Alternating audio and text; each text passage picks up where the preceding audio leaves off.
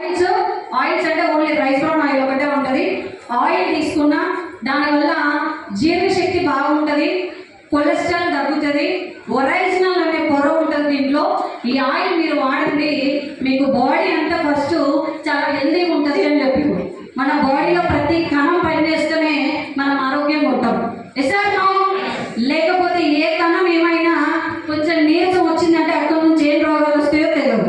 ఇప్పట్లో ఎవరికైనా BP sugar thyroid అంటే అందరికీ ఉన్నాయి, మనకు కూడా ఉన్నాయి. ఏముంది ఎసార్నో 2030 కల్లా ఏదో వస్తుందంట. ఏంటది? కరోనా కాదు, క్యాన్సర్. ఏంటిది? మరి క్యాన్సర్ కూడా వస్తుందంటే మనం ఏం తింటున్నాం, ఏం తినాలి, ఎలాంటి ఫుడ్ తినాలనేది ఈరోజు నువ్వు ఆలోచిస్తేనే రేపు నీ పిల్లలు ఆలోచిస్తారని నేను దండం పెట్టి చెప్తున్నాను, నమస్కరించి చెప్తున్నా. ఆరోగ్యం ఇంపార్టెంట్. డబ్బు ఎక్కడో చోట సంపాదిస్తావు కానీ తినే ఫుడ్ ఏం తింటున్నా, నా బాడీకి ఎలా వెళ్తున్నది, నేను ఏం చేయాలి, ఇది తింటే నా బాడీలో నాకు ఏమైనా ప్రోటీన్స్ అందుతాయా అందేయా అని ఒకసారి చెక్ చేయండి. 100% పీపుల్స్లో 90% పీపుల్స్ ఏం చేస్తారంటే ఏది పడితే అది తింటారు. ఒక 5% పీపుల్స్ జాగ్రత్తగా ఆలోచిస్తారు. ఏమన్నంటే రీజన్ ఏమంటారంటే డబ్బు లేదంటారు. ఉన్న డబ్బుల్ని క్వాలిటీ ఫుడ్ తినమని చెప్తున్నాను నేను అంతే. ఒక్కసారి రోగం వచ్చిందంటే 10 లక్షలు కానీ పెడతారు. నిజార్థం ఎంత పరిస్థితి ఘోరంగా ఉన్నా కూడా ఇమీడియట్గా నీ దగ్గర ఉన్న ఇల్లు అమ్ముకోనైనా నా భర్తను కాపాడాలని అంటావు.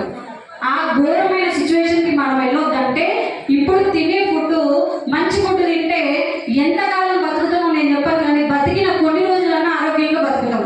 సంపాదించిన సంపదన వెనకనన్నా పడుతుంది, వెనక పడితే పిల్లల భవిష్యత్తు బాగుంటుంది.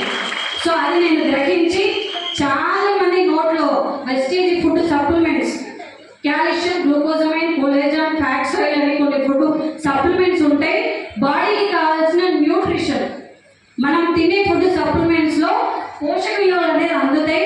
ఏదైనా హెల్త్ ప్రాబ్లమ్స్ ఉంటే మోకాళ్ళలో గుజ్జు జరిగిపోయినా ఈ సప్లిమెంట్స్ వేసుకోవడం వల్ల గుజ్జు వస్తుంది, బీపీ ఉంటే నార్మల్గా వస్తుంది అని చెప్పి చాలా మంది రిజల్ట్స్ నేను వాళ్ళ మౌత్ ద్వారా విని వాళ్ళ అనుభవాన్ని ఫీడ్బ్యాక్గా తీసుకొని నేను రియలైజ్ అయ్యి మా ఇంట్లో ప్రాబ్లమ్స్ ఉంటాయో ఉంటాయా, మేము వాడిన అవే ప్రొడక్ట్సే కాదా, మేము మీలాగనే సన్ఫ్లవర్, లైజాలు, లైబాయ్ సోపులు ఇవి వాడిన వాళ్ళమే. వెస్టేజ్ బలవంతంగా వచ్చి కూర్చున్న తర్వాత ఇందులో ఆరోగ్యం ఉందని తెలుసుకొని మా నాన్నకు బీపీ, మా మమ్మీకి మోకాళ్ళ నొప్పులు, ఈ 2 సమస్యలు ఉన్న వాళ్ళు ఉన్నారా? ఇలా ఉన్నదా లేదా? మా ఇంట్లో నాకు లేదు కానీ మా నాన్నకి మా మమ్మీకి ఉంటే ఇందులో వెస్టేజ్లో ఉన్న ఫుడ్ సప్లిమెంట్స్ వాడించడం వల్ల ఒక 4-5 నెలలు ఫస్ట్ ఇంట్లో నేను ఆయిల్ మార్చిన తర్వాత కొన్ని సప్లిమెంట్స్ వాడితే నార్మల్ అయ్యింది. బీపీ టాబ్లెట్ ఎప్పటిదాకా వేసుకోవాలి సార్? బీపీ వచ్చిన వాళ్ళు మాట్లాడాలి, జీవితంలో చచ్చిపోయేదాకా వేసుకోవాలి. నూనె ఎప్పటిదాకా వాడాలి? ఎప్పటిదాకా వాడాలి? చాలా మంది ఏం చేస్తారంటే రైస్ బ్రౌన్ ఆయిల్ వాడినా మంచిగా జీర్ణం అవుతుంది, ఇక బంద్ చేసి ప్యాకెట్ నూనె వాడాలి అంటావు. మళ్ళీ ప్యాకెట్ నూనె వాడితే పాత రోగాలే వస్తాయి. నిజాను భూమి మీద ఉన్నంత కాలం వెస్టేజ్ ఉంటుంది. ఎందుకు అంటే దీంట్లో మనం డబ్బులు కడతలేదు, కంపెనీకి పైసలు ఇస్తే ప్రోడక్ట్ ఇస్తున్నాడు. ఎక్కడ పోతుంది కంపెనీ? క్వాలిటీ ప్రోడక్ట్ ఇస్తున్నాడు. నీకు నచ్చకపోతే రిటర్న్ చేయమని చెప్తున్నాడు. అంటే ఎంత దమ్ము ఉందో చూడండి. రిటర్న్ పాలసీ రాసిందంటే ప్రోడక్ట్లలో చాలా దమ్ము ఉండాలి.